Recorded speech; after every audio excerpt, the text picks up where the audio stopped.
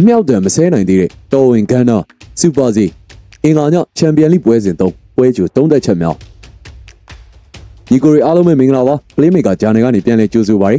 စေဂိမ်းပညာနားဆင်သူညီကိုရီလည်းမင်္ဂလာပါဒီကနေ့မှာတော့ပုံမှန်တင်ဆက်နေကြဖြစ်တဲ့အင်္ဂါညအတွက်ချန်ပီယံလိပွဲစဉ်ပွဲကြို3သက်ချက်တွေရှိပါတယ်ကလောင်ရှင်စူပါစီရဲ့3သက်ချက်အနေနဲ့နားဆင်ရမှာဖြစ်ပါတယ်ပထမဦးဆုံးပွဲစဉ်ကဘာစီလိုနာနဲ့အိုလံပီယာကိုစ်ည7:15ပါ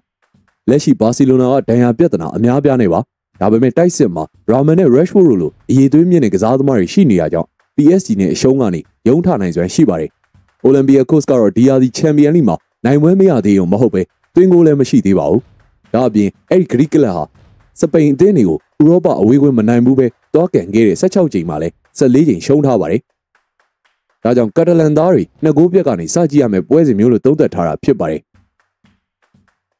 ဒုတိယမြောက်ပွဲစဉ်ကတော့ Kairos နဲ့ Pafo ည7:15ပါပွဲစဉ်3မှာတော့ချန်ပီယံလိမျက်နှာသစ်အသင်းနှစ်သင်းထိပ်တိုက်တွေ့ဆုံကြတာဖြစ်ပါတယ်။နှစ်သင်းစလုံးကအခုချိန်ထိနိုင်ပွဲမရကြသေးပါဘူး။ Pafo ကတမတ်ရသေးပေမဲ့ Kairos ကနှစ်ပွဲစလုံးကိုဂိုးပြက်တွေနဲ့ရှုံးထားပါတယ်။ဒါအပြင် Kairos ဟာချန်ပီယံလိအဆင့်အုပ်စုအဆင့်အရင်ကစားမှုတဲ့10ပွဲစလုံးမှာလည်းနိုင်ပွဲမရှိသေးပါဘူး။အရေးသွေးပိုတာတဲ့ဧည့်သည် Cyprus သားတွေနဲ့သာအားပေးရမယ့်ပွဲစဉ်မျိုးလို့သုံးသပ်ထားတာဖြစ်ပါတယ်။ Arsenal နဲ့ Atletico ည1:30အာဆင်နယ်ဟာပြိုင်ပွဲစုံနောက်ဆုံး10ပွဲမှာမန်စီးတီးနဲ့တပွဲပဲတည်ကြပြီး9ပွဲနိုင်ထားပါတယ်။ဂန်နာတွေကချန်ပီယံလိမှာဆိုရင်2ပွဲစလုံးပေးကိုမဲ့တောင်နိုင်ထားတာပါ။အက်တလက်တီကိုကတော့ဒီဟာဒီအခုချိန်ထိအဝေးဝင်းနိုင်ပွဲဆိုတာဘာမှမသိသေးပါဘူး။ဒါအပြင်တီကိုဟာချန်ပီယံလိအဆင့်အုပ်စုအဆင့်မှာလည်းအင်္ဂလိပ်အသင်းတွေကိုအဝေးဝင်းမနိုင်ဘူးတဲ့အဆင့်အလာရှိထားပါတယ်။ဒါကြောင့်ဂန်နာတွေအမြောက်တံမဆဲနိုင်သေးဘူးလို့သုံးသပ်ထားတာဖြစ်ပါတယ်။ Leverkusen နဲ့ PSG ည1:30 Leverkusen ဟာနီးပြ Kasper Holman လက်ထက်မှာ9ပွဲစလုံးရှုံးပွဲမရှိသေးပါဘူး။ဒါပေမဲ့အဲ့ဒီချန်ပီယံလိမှာကိုပင်ဟေဂင် PSV တို့လိုအသင်းတွေနဲ့ကန်ရတာတော့တရေသာရခဲ့ပါတယ်။ PSG ကတော့လူမစုံသေးတာတော့နောက်ဆုံးချန်ပီယံလိပွဲမှာဘာစီလိုနာကိုအဝေးဝင်တက်နိုင်ထားခဲ့ပါတယ်။ဒါအပြင် PSG ဟာလီဂိုးထက်ချန်ပီယံလိကိုပိုအားစိုက်တဲ့ပုံစံရပါတယ်။ဒါကြောင့်ဒီလိုပွဲစဉ်မျိုးမှာ Paris သားတွေကိုအားပေးတဲ့ပွဲစဉ်မျိုးလို့သုံးသပ်ထားတာဖြစ်ပါတယ်။ကိုပင်ဟေဂင်နဲ့ Dortmund ည1:30ပြိုင်ပွဲစုံ3ပွဲဆက်နိုင်ပွဲပြမှုနဲ့အတူကိုပင်ဟေဂင်ဟာရုန်းကန်နေရပါတယ်။ကာရာဘက်လိုအသင်းကိုယ်တော်ရှုံးခဲ့တဲ့ဒိန်းမတ်ကလပ်ဟာဒီယာဒီချန်ပီယံလိမှာလည်းနိုင်ပွဲမရှိသေးပါဘူး။ပြီးခဲ့တဲ့စနေကဘိုင်ယန်ကွင်းမှာကက်ရှုံးခဲ့တဲ့ဒေါ့မွန်ကတော့ကိုဗက်လက်ထက်မှာချန်ပီယံလိဆိုရင်ခြေစွမ်းပြတတ်တဲ့အသင်းမျိုးပါ။ဒီယာဒီချန်ပီယံလိမှာတပွဲနိုင်တပွဲတည်ကန်ထားတဲ့ဒေါ့မွန်ဟာအဲ့ဒီနှစ်ပွဲစလုံးမှာလည်း၄ဂိုးစီသွင်းနိုင်ခဲ့ပါတယ်။ဒါကြောင့်အဝါရောင်တပ်သားတွေနဲ့အတူကခုံရမယ့်ပွဲစဉ်မျိုးလို့သုံးသပ်ထားတာဖြစ်ပါတယ်။ Newcastle နဲ့ Benfica ည1:30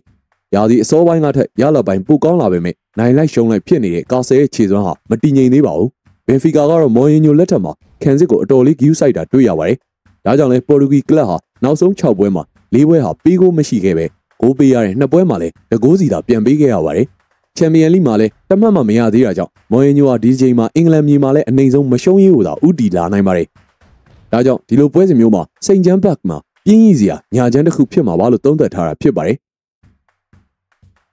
PSV နဲ့ Napoli ည1:30ချန်ပီယံလိနှစ်ပွဲကန်ပြီးချိန်တမတ်သာရသေးလို့ PSV ဟာဒီတစ်ချိန်အိမ်ကွင်းမှာအစွမ်းကုန်ရုံးလာမှာပါဒါပေမဲ့နယ်သာလန်ကလပ်ဟာအိမ်ကွင်းပွဲတိုင်းဒီပါဂိုးသွင်းထားပေမဲ့အိမ်ကွင်းပွဲတိုင်းကိုလည်းဂိုးပြန်ပေးထားရပါတယ်နှစ်ပွဲကန်ပြီးချိန်3မှတ်သာရသေးလို့ Napoli ကလည်းချန်ပီယံလိမှာလည်းရုံးရအောင်မှာဖြစ်ပါတယ်ဒါပေမဲ့အဝေးဝင်နောက်ဆုံး3ပွဲရှုံးထားတဲ့ကွန်တီရဲ့အသင်းဟာနောက်ဆုံးအဝေးဝင်4ပွဲဆက်လည်းဂိုးပြန်ပေးထားရပါတယ်ဒါကြောင့်ဒီလိုပွဲစဉ်မျိုးမှာနယ်သာလန်မြေမှာဂိုးတန်တညင်ညင်ကြားရမှာပါလို့သုံးသပ်ထားတာဖြစ်ပါတယ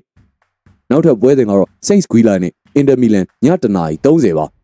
Saint Squilla ဟာနောက်ဆုံးချန်ပီယံလိပွဲစဉ်တုန်းကအိမ်ကွဲမှာ Newcastle ကို4ဂိုးပြတ်နဲ့ရှုံးထားပါတယ်။ Inter ကတော့ပြိုင်ပွဲစုံ6ပွဲဆက်အနိုင်နဲ့အတူ Rotherham မိနေပါတယ်။အဲ့ဒီက6ပွဲမှာအနည်းဆုံး2ဂိုးပြတ်နဲ့နိုင်ခဲ့တဲ့ချန်ပီယံလိ2ပွဲလည်းပါဝင်ပါတယ်။ဒါအပြင် Inter ဟာ Belgium အသင်းအနေနဲ့နောက်ဆုံးတွေ့ဆုံမှု3ပွဲစလုံးကိုလည်းနိုင်ထားခဲ့ပါတယ်။ဒါကြောင့်မီလန်သားတွေကိုရက်တက်မှုမရှိတဲ့ပွဲစဉ်မျိုးလို့သုံးသပ်ထားပါတယ်။ Villarreal နဲ့ Man City ည1:30နောက်ဆုံးပွဲစဉ်အနေနဲ့နားဆင်ရမှာဖြစ်ပါတယ်။ဒီယာဒီချန်ပီယံလိမှာနိုင်ပွဲမရသေးလို့ Villarreal အတွက်ရုံးကစားလာရမယ့်အိမ်ကွင်းပွဲဖြစ်နေပါတယ်။နောက်ဆုံး3ပွဲဆက်နိုင်ပွဲပျောက်ထားပေမဲ့လည်းအဲ့ဒီလာလီဂါကလပ်ဟာဒီယာဒီအိမ်ကွင်းမှာဂိုးမသွင်းနိုင်တဲ့ပွဲမရှိသေးပါဘူး။ Man City ကတော့ပြိုင်ပွဲစုံနောက်ဆုံး5ပွဲစလုံးမှာမရှုံးခဲ့ပဲ4ပွဲဆက်အနိုင်နဲ့ချေမှန်းနေပါတယ်။ဒါပေမဲ့ City ခံစစ်ကတော့ချန်ပီယံလိမှာအဝေးဝင်းဆိုရင်အမြဲလိုလိုဂိုးပြန်ပေးရတတ်ပါတယ်။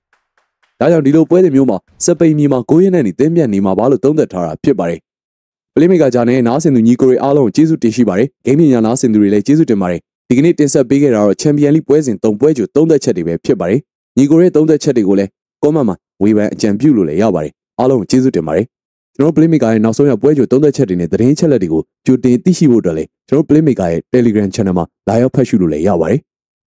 နားဆင်သူတယောက်ချင်းစီတိုင်းကိုကျေးဇူးတင်ပါတယ်ကျွန်တော်တင်ဆက်သူဖင်လင်းဖြစ်ပါတယ်